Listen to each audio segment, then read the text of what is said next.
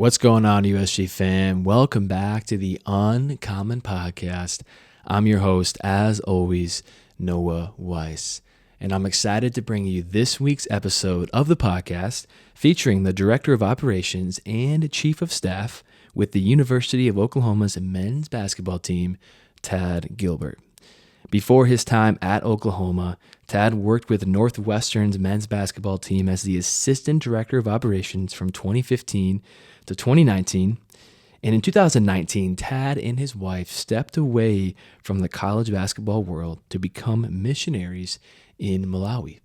In this episode, we talk about Tad's decision to leave college basketball to become a missionary, and how his 3 years serving as a missionary alongside his wife in Malawi changed his perspective of what it means to work in sports. I think this conversation will impact you and help you to see your career field as a mission field for the gospel of Jesus Christ.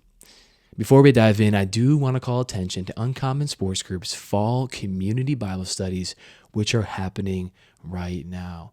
We're about halfway through our study of the Gospel of John, but there's still time for you to join if you're seeking community in the sport industry. Tap the link in the description of this podcast to learn more about our Bible studies and get signed up. Without further ado, here's this week's episode of the Uncommon Podcast featuring Tad Glibert. Podcasts are pretty common, so what makes the Uncommon Podcast uncommon? Well, it's all in our name. I'm your host, Noah Weiss, and we at Uncommon Sports Group understand the unique pressures and temptations that come with a career in the sport industry. We provide uncommon training that helps you successfully navigate common challenges. Hit the follow button on this podcast. Follow us on Instagram, Twitter, Facebook, and LinkedIn.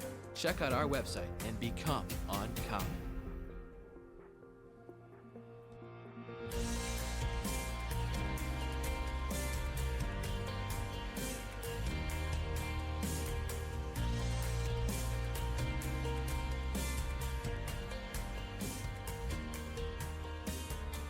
Tad, what's going on, man? I appreciate you being here. It's good to see you. It's good to see you, man. It's glad we caught up at the Final Four a little bit, and I appreciate you having me on. Absolutely, brother. It's a blessing, man. It was great to see you in Phoenix. And speaking of basketball, it's had your career journey to getting into college basketball and to getting to where you are in college basketball is not really the normal path that most take, and we'll talk more about that as we go along. But you got your start in college basketball at Northwestern as a GA, and then as an assistant director of ops and as a video coordinator. So just kind of at a 30,000-foot level, what led you to really want to get into the college basketball space?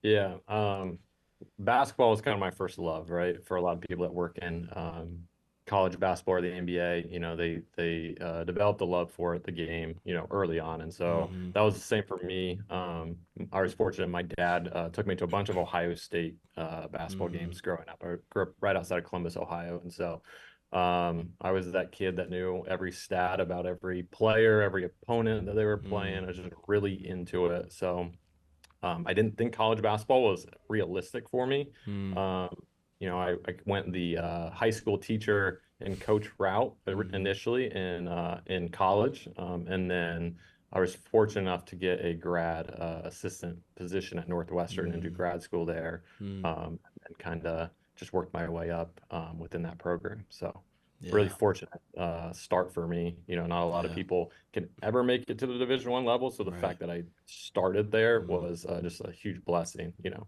Yeah. Absolutely, and I'm sure you'd agree that the sovereignty of God at work in that. And it's cool. I think for a lot of our listeners, I'm sure a lot are in college basketball that were interested in this episode because of your story and where you're at. That's a similar kind of path, right? Of you start with this passion and this desire to be a part of the game because you love the game, and it's been a big part of your life, and that's what really leads you to want to pursue a career within the industry. So awesome to see, right? And awesome to know that it was something that you really want to get into because you loved the game. And, obviously basketball is a big part of your life, but it's not the biggest part of your life. Your faith in Christ is the most pivotal part of who you are. And we'll talk more about your journey, right, with Christ as we go and your journey in missions. But I'd like to just hear your testimony. How did you come to faith in Christ? And then following that up, how did your faith impact the way you coached and served at Northwestern? Yeah, so kind of backing up to high school, I went to church, but not consistently. Not It was just kind of kind of something you did, right? Mm, I didn't have a personal relationship with Jesus. It wasn't a consistent desire of my heart to get to know him better, mm, become more like him. And so when I was looking at schools, I actually played college soccer. So another unique part of my journey is I didn't play college basketball. I wasn't a manager in college mm. basketball. I actually played college soccer. And Wow. so um, got recruited at all different levels, was very confused on where I wanted to be. And Mm, make a long story short, the Lord led me to Indiana Wesleyan University, which is wow. a Christ-centered university Mm, that, and when I decided to go there, there was something just different about mm, the team, the coaching staff, just the presence of God on campus. And at the time, I didn't really know that, but looking mm. back, that's what it was. Yeah. And so I think college is a big part of discovering who you are and Yeah. kind of where you're going to take your life after. Yeah. And so I was fortunate to be surrounded by a bunch of godly men, both on my team and my coaches, and just at the university. And so that kind of really just started my faith journey, and that's Mm, where I met my wife. wow. And then, like I said, I went to Northwestern right out of undergrad. And so I had a Hmm. big desire to be a servant leader, Mm, as I headed to Northwestern, right? And when you absolutely. go from being a player to being a GA, where GAs are basically, managers, some manager duties, some ops duties, some coaching duties, right? And Mm, so um, there is that side where you have to serve the players. So you're going from mm, player to serving the players. yeah. And so Yeah. I took a lot of pride in that because of the background experience I had at Indiana Wesleyan. So Yeah. That's awesome, brother. It's cool to hear. I mean, I think that testimony just speaks to the importance of universities like Indiana Wesleyan, smaller colleges, but having a huge impact, right, for God's glory. And it's awesome, too, that you carried that momentum into Northwestern. A question that I didn't have on our sheet here, but one that I want to ask is, was it difficult to live out your faith going from a Christ-centered institution like IWU to a secular institution like Northwestern?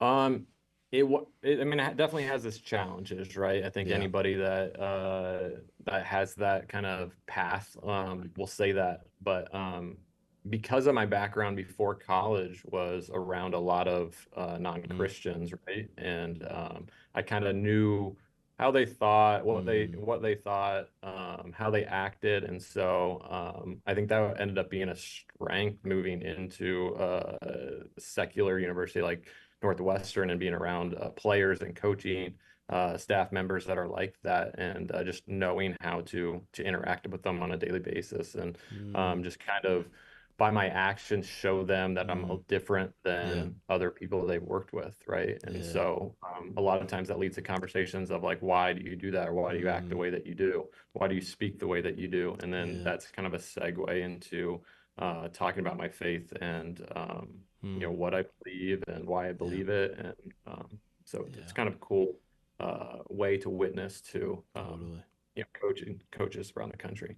Absolutely, man. Yeah, it's a whole different mission, right? When you're at a Christ-centered institution, it's discipling other brothers and sisters, is walking with them in lockstep, hopefully, right? And heading towards the same goal of sanctification and eternal mindset. But when you're in a secular institution, you're around people that have totally different goals and beliefs, and that does make you stand out more. Hopefully, it should, right? And that's a blessing, as you said, to open up doors of conversation, to witness to who His character is, right? Who Christ's character is to others, and then have those conversations as the Lord provides them. So, yeah, man, I think that's a challenge for a lot of our listeners. I mean, there's a lot of great Christ-centered institutions, but the majority that work within college basketball or sports in general are within secular non-Christian institutions. So it's a good conversation to have.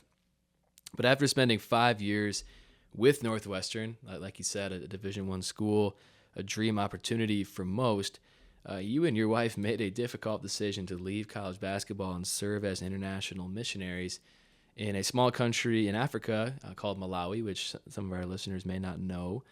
with an organization called Circle of Hope International. So what led to that decision? How did you and your wife make that decision, and what was significant about Malawi?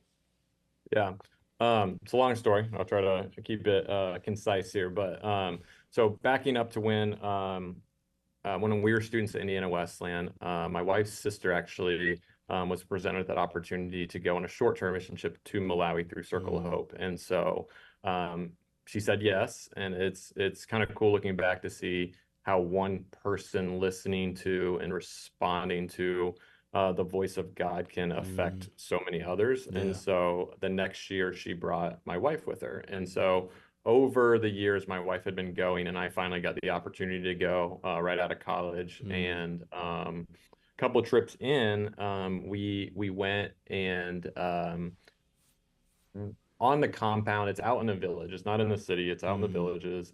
We have one big house that mm, most short-term missionaries would come and stay in, yeah. and then the rest of us would stay in tents outside. And so there's probably 8 of us there, with about 15 to 20 coming the next day. And one of our team members said, "Hey, let's start setting up some of these tents to kind of get a head start." And so we did. And that night, unfortunately, we woke up and we heard a lot of glass breaking. We heard a lot of doors being broken down, and we quickly found out that we were getting robbed. We didn't know who it was, what they Wow. wanted, how violent they were going to be. Mm, And so we're just in our tents, just like waiting to just figure out what the next best move was. Was it to run away? Was it to stay put?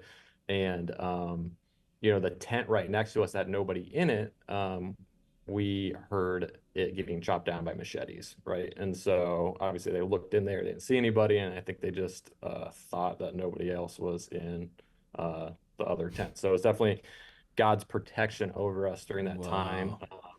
And so we have all these other short-term missionaries coming the next day, and we're like, listen, this is what happened. Like, we don't feel safe there. We're going to stay at this hotel. And so we stayed at the hotel in the city and would drive an hour to the Mm, villages every day to do work and then drive back. And during that time at that hotel, I very clearly, more than any other time in my life, very clearly heard God calling me to missions. It was something that I had never mm, uh, thought about doing. It was something that I never had really a desire to do, live outside of the United States in any yeah. capacity. My wife had been praying about it in college, and Mm, she kind of heard the Lord say, "Not yet." And so mm, she didn't really know what that meant, because she knew, she was marrying me, and like I did not see that in my future. And mm, so we decided, yeah, we're gonna do this. And so we sold our wow. condo in Chicago, quit our jobs, sold our cars, and moved to Malawi, Africa for two and Wow. a half years. Wow, man. Well, it's a powerful story. I love that you mentioned kind of that moment of people robbing you, right? I think for many, even for myself, I'm thinking that would really deter me from ever wanting to return. But, I think it just shows the Lord's power and providence in your life to direct you to serve in a place like Malawi, right? That's in need and where you can have an impact for His glory. So I think the question that many of our listeners would have, obviously you mentioned earlier the passion you had for working within college basketball. You had this opportunity to be at the D1 level. Most people don't have that. Was it challenging to leave behind potentially forever? Obviously that didn't happen, but potentially forever, a career in college hoops to go to Malawi. And how did you overcome that maybe FOMO of like, man, I'm going to miss out on this to remain faithful to where God was calling you? Yeah, I think it's pretty clear in the Bible, right, that we're called to a life of obedience, Mm, right? And so King David said, "I will not sacrifice that which costs me nothing."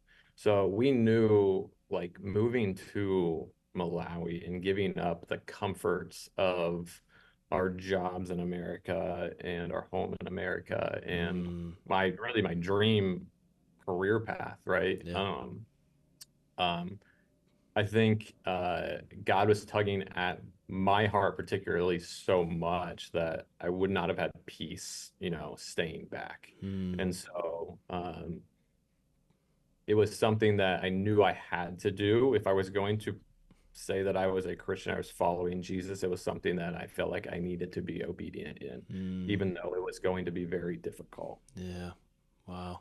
I love that you brought up the point about David, right? That it doesn't really count if you don't sacrifice anything that has value to you. And Right. I can't imagine how hard it would be. I mean, the trend you were going on was going to lead you to hopefully another job opportunity, and I think that's how many young people in the industry think, is just that's my trend. To say no to that, to take on a challenge and maybe not the most sought after location in the world, right? I think that takes so much obedience.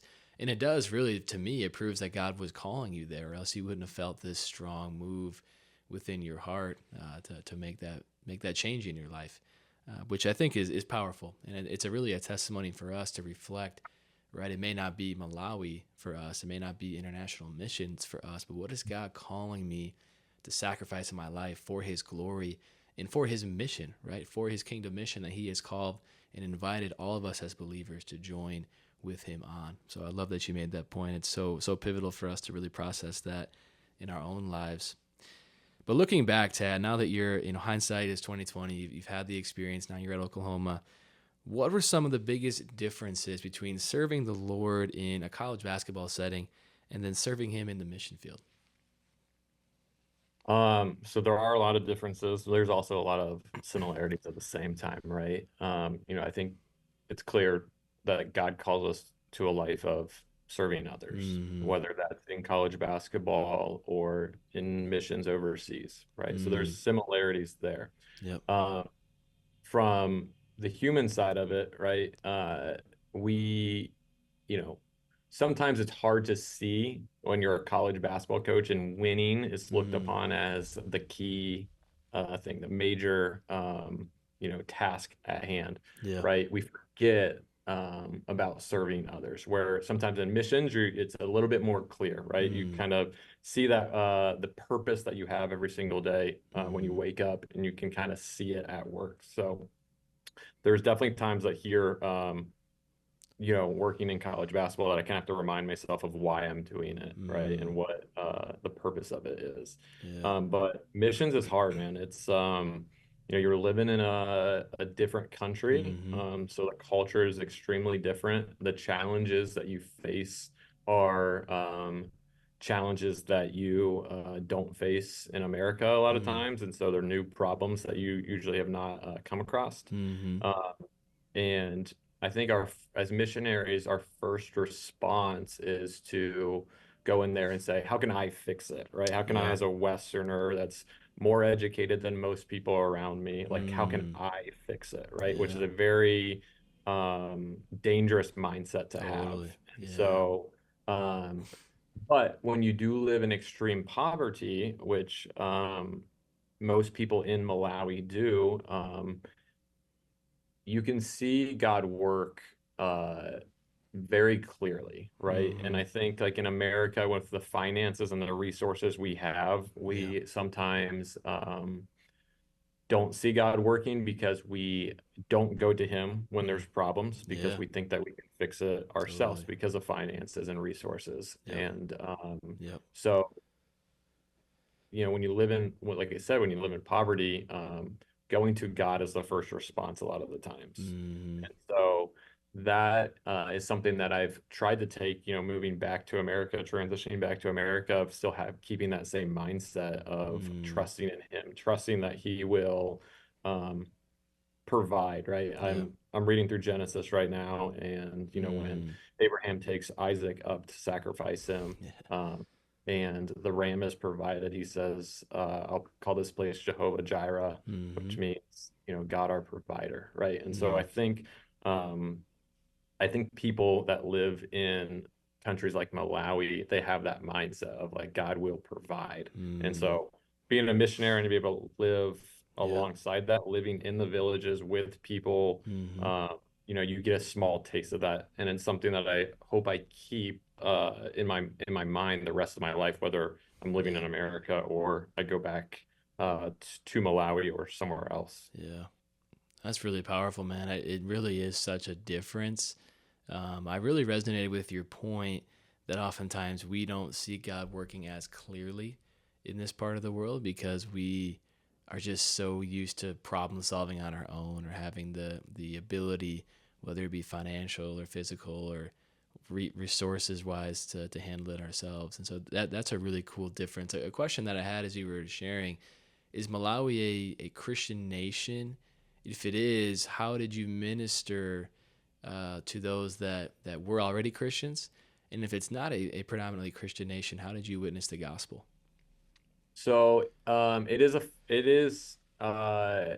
it's about a third Christian, about a Okay. third Muslim, and it's about a third what I would call traditional religion, right? Mm, Witchcraft and things right. like that, Right. right?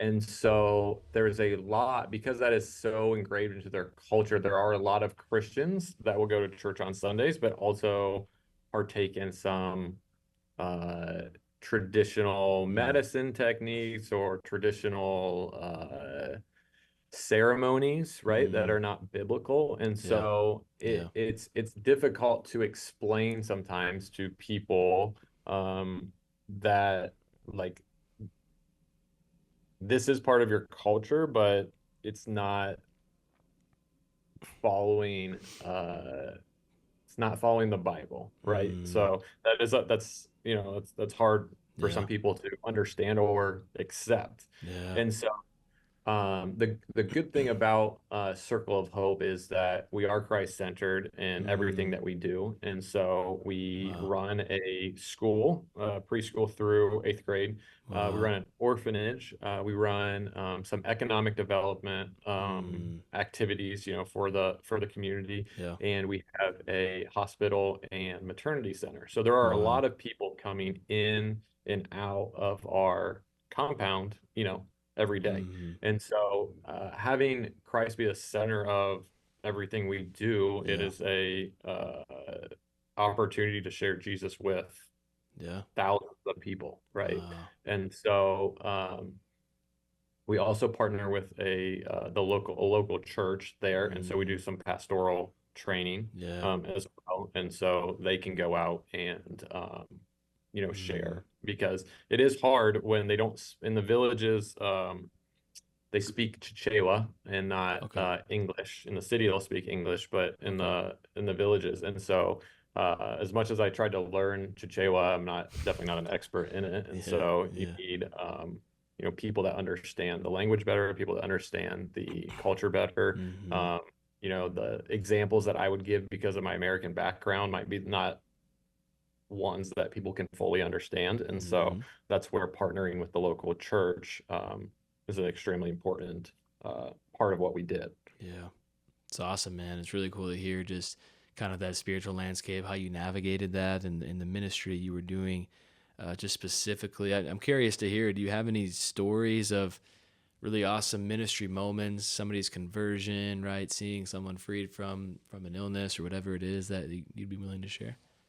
Yeah, I mean, tons of that, right? Yeah. Tons of specific stories that I could share. I think the coolest thing that I saw is our orphanage, kids that would grow up in our orphanage, um, that they actually were not true orphans. They did have extended family members, Okay. but at the time that they were taken in, they could not take care of them, Mm, right? And so uh, there was going to be a reintegration process eventually. And so seeing these kids that we had developed relationships with when they were 8, 9 years old and they came to our orphanage, and now mm, they are, 18, 19, 20, and they're grown up, they're out of the orphanage. They have some sort of skill set that mm, they have obtained, to have a career. They've started a family, mm, and seeing them come to church with their family, mm. be part of the church, serving in the church, I think is the coolest thing um, that I would say I saw there. Yeah. And It's so I awesome. think that, discipling Yeah. those that are there on a daily basis, I think Mm, was extremely important. And so seeing God do that through time mm. was really cool. That is really cool, man. I mean, that's so powerful. It's so powerful that you had a hand in that and that the Lord was using you in that. And just shows the need, right? It shows that there is such a need that people have all over the world. And it's really cool that God used you and your wife to meet a need in Malawi. So you served 2 years in Malawi before heading back to the States to get back into college basketball, and you began working full time with the University of Oklahoma and their men's basketball team in June of 2022. What led you to want to get back working in college basketball, leave the mission field to do that? And I guess the biggest question, how did you get your foot back in the door after spending 2 years outside of the industry? Yeah, so when we moved to Malawi, we knew that we were just going to be called there probably for a specific time period, right? Mm-hmm. There was a transition phase that they needed somebody to be there and to kind of build them up, train the Malawian leaders, so that it would be a stable place. And Mm-hmm. so when that time came and we knew that we were going to come back to the United States, I was kind of questioning what was God calling to me next. And like I'd said Sure. before, basketball is a huge passion of mine.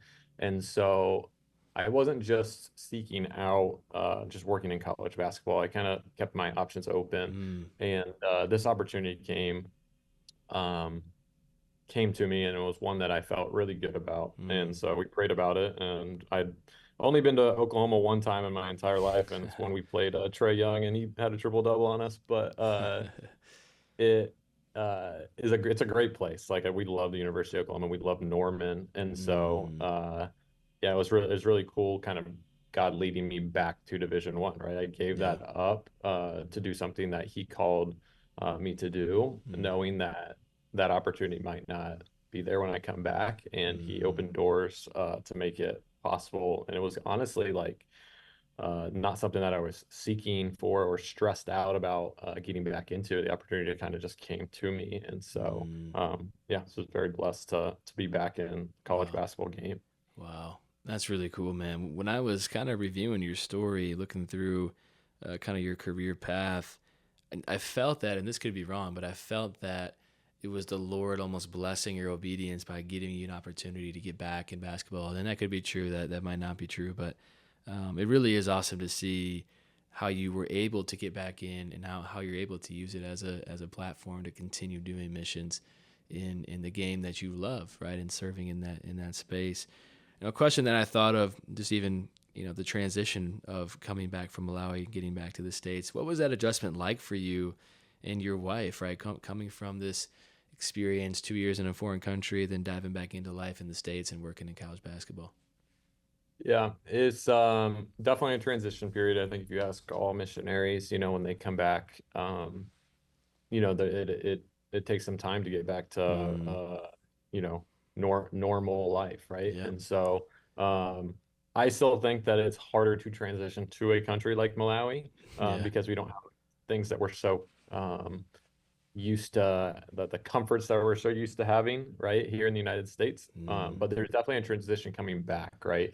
And so we had come back in end of February, and I got hired in the end of May, right? So there's about a mm, 3 month time period where I was kind of looking for jobs, but also kind of still working for Circle of Hope, trying to yeah. help that transition period as well. And Mm, so um, yeah, so there was a part of my heart that always will be in Malawi. mm, And so those first couple months on the job were difficult, right? Because you're moving to a new place, yeah. you're still kind of working for Circle of Hope, you're still figuring out Oklahoma, a new coach that I had not worked for, how he is, how he operates, and so it was a lot all at once. But you know, I think the things that I learned being Mm, a missionary in Malawi really, really prepared me for this job at Oklahoma. And so mm, I was very thankful for the things, although they were hard at a lot of times, I'm very thankful for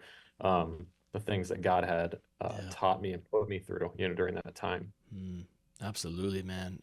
No doubt that there's a challenge of adjusting. I can't even imagine of the lifestyle change and just the even the schedule change. I'm sure day to day life change when you came back and even when you went initially.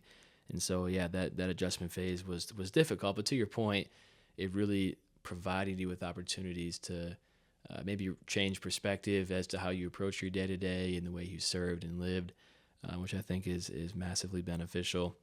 Something that came to my mind is, you mentioned this of the luxuries that we have here in the States that don't really exist in every other part of the world. And I think sometimes, and I've experienced this in my own journey, is that luxury, the things that we have access to, can create temptation and even apathy towards kingdom work in our lives as Christians here in the States.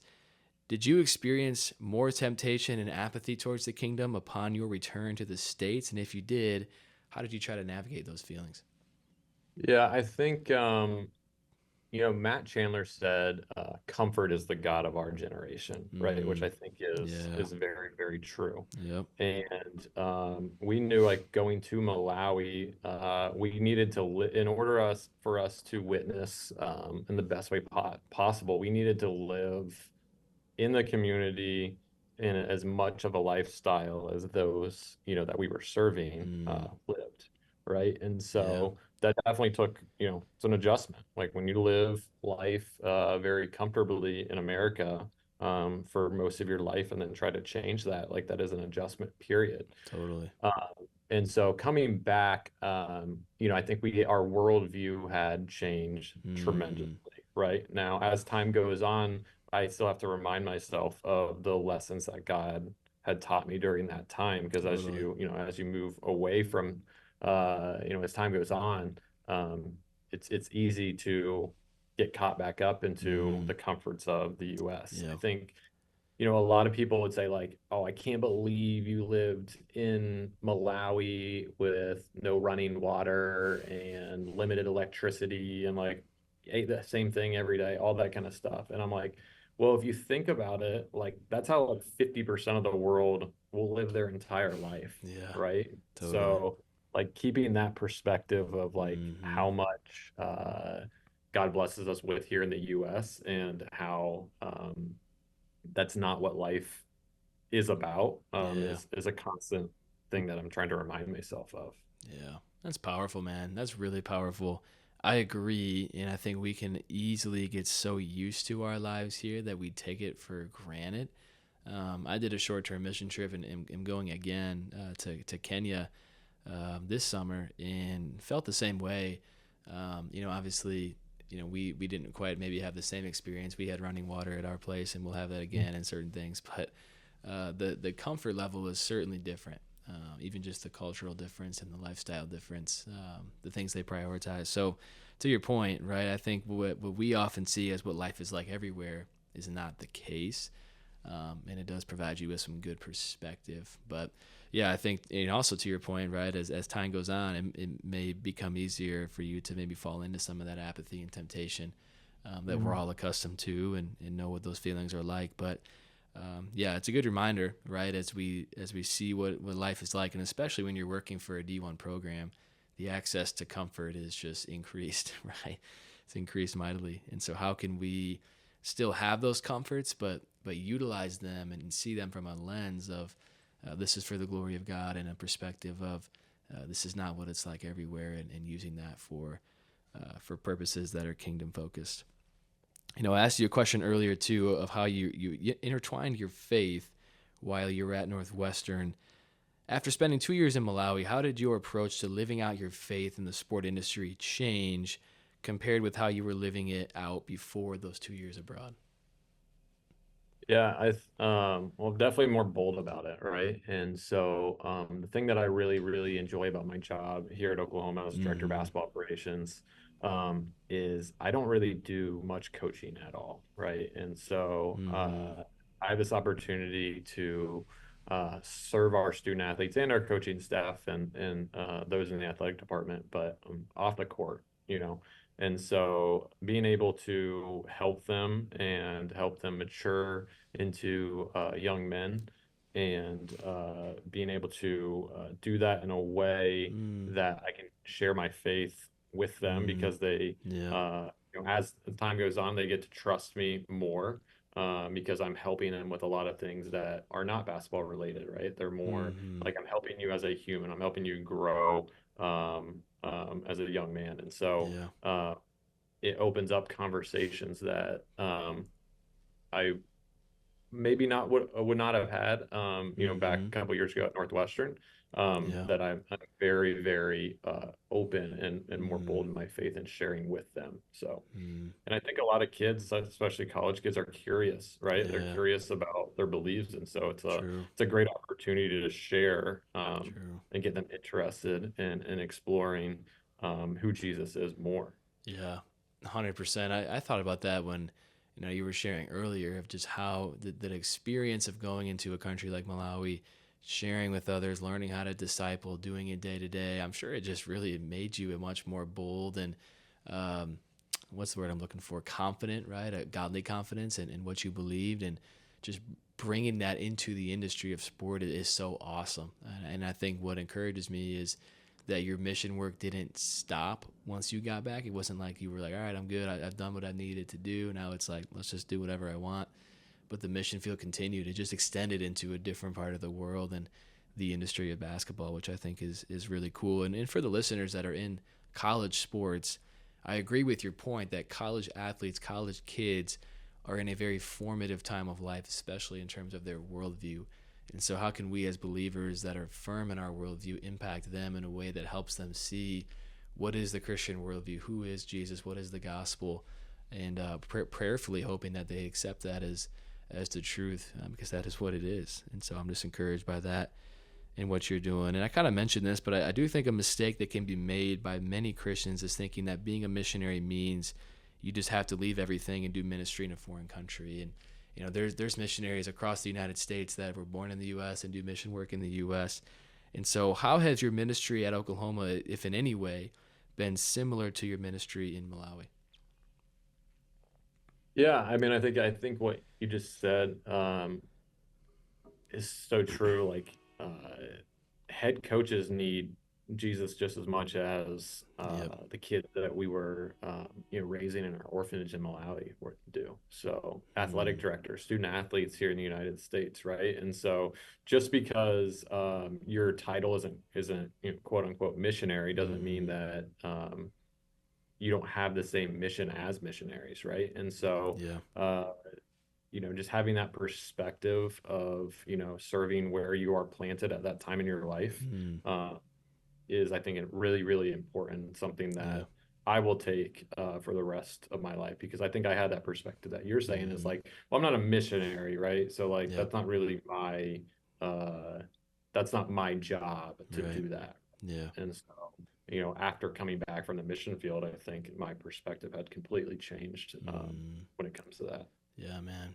100%. It really is, I think, important for believers that are in this industry to understand. I think that's even the heart of what we do as a ministry is just saying, hey, as a Christian working in sports, you have an awesome opportunity to be on mission for Christ in that space. And certainly, I don't want to minimize the work and the sacrifice it takes for international missionaries to do what they do. Obviously, you know it firsthand of the challenge of leaving behind comfort and family and what you know to serve the Lord in an unreached or an area that's hard to be at that doesn't have Christian workers. That is a challenge, and it doesn't maybe the sacrifice level measure up, but we can still be in this space of the sport industry, be on mission for Christ, and He may call you to that, right? He may call you to that for the entirety of your life, to use that platform for His glory and for kingdom advancement. Tad, my last question, I think that the challenge is a lot of young people probably listening would agree, yeah, I want to use my career in sports for God's mission to make disciples of all nations, right? To teach them all that He has commanded us. But I don't really know how to do that. So, what are some practical ways that you would advise listeners to be on mission for Christ in their roles? Yeah, I think serving where you are, right, is the Mm, biggest thing that I've learned and I've taken pride in, right? And so um from a basketball career standpoint, for whatever reason in college basketball, I think we have a huge problem of being upwardly focused in terms of mm, ourselves, right? Like, yeah. how can I get promoted to the next job? How can I move from a Mm-hmm. smaller school to a bigger school? Mm-hmm. How can I make more money, right? It's so upwardly Yeah. focused, and um, Jesus did the exact opposite of that, right? Yeah. And so just Amen. being more Yeah. downwardly focused of serving those around us, whether Mm, they are quote unquote above us on the organizational chart or below us. yeah. And so I think when you do that, people take notice. I think that that has been apparent in my life. In the ways I've had a lot of job opportunities because uh, I think people have seen that in me, Mm, right? And then that sparks conversation of like, why are you getting off the plane at 1 a.m. and helping the managers unload the plane onto the bus, right? And mm, so that like people notice that stuff and it sparks conversation of, yeah. why do I believe it's important to serve others? And that leads Mm, into conversations about my faith and what I believe. And so yeah. I think that's really important for anybody, but those specifically trying to work in college basketball. Mm, absolutely, man. That's a really good point. It's almost the cancer of the sport industry is that kind of self focus, and I think even just the favoritism towards those that can help you. If a head coach walks into a room at the NABC convention, or if a student manager walks into the room, the response, right, is just so different of how many would approach that situation. And I just think that's the nature of the industry in a lot of ways. But as believers, how can we stand out as different? How can we be kind of the change in that and glorify God through the way we serve and love others? I think that's huge and in a really practical way to be on mission for Christ in the industry. So I appreciate you sharing that, brother. And, Tad, I'm just thankful for your story, man. I think it is an encouragement to me to see your willingness to sacrifice what seemed to be just a perfect situation at Northwestern, in the comfort of being in that situation to go abroad, and then even how the Lord led you back, and now you're back in this space with a greater perspective on kingdom purpose and kingdom mission and eternal mindset, and doing His work at Oklahoma. So thanks for your time, man. Thanks for sharing your story. Thanks, Al. Appreciate you having me on. Thank you for listening to this episode of the Uncommon Podcast. Be sure to follow, like, or subscribe to the podcast on your preferred listening platform so you don't miss an episode. If you would like to get involved with Uncommon Sports Group and our ministries, tap the link in the description to learn more about ways you can engage with the USG community. Until next time, we pray that you will strive to be uncommon by glorifying the name of God in whatever you may do.